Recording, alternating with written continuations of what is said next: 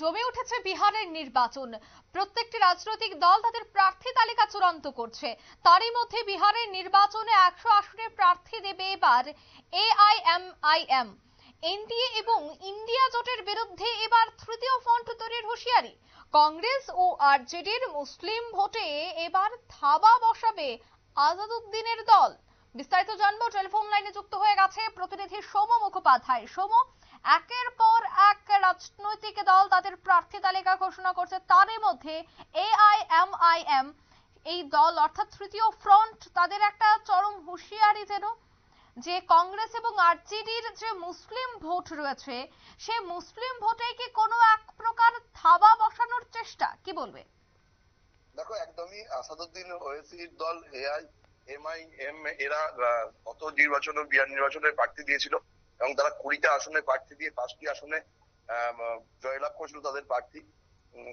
এবারও তারা চেয়েছিল যে ইন্ডিয়া জোটের হয়ে তারা শরিক হয়ে তারা প্রার্থী দেবে বিহার নির্বাচনে, কিন্তু কিছুদিন আগে আরজেডির নেতা তেজস্বী যাদব এবং কংগ্রেসকে এই বিষয়ে চিঠি পাঠালেও কোনো দলই তাকে কোনো রকম পাত্তা দেয়নি বলে তার অভিযোগ।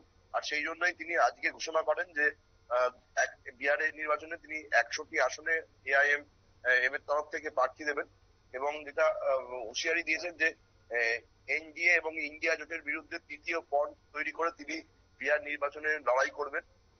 এই বিষয় নিয়ে চিন্তা ধরে যাওয়ার কথা কংগ্রেস এবং আরজেডি, কারণ মূলত মুসলিম ভোট মিথিলাঞ্চল সহ বিহারের বিভিন্ন জায়গায় যে মুসলিম ভোট ব্যাংক রয়েছে তাতে আসাদুদ্দিন দলের একটা ভালো প্রভাব রয়েছে।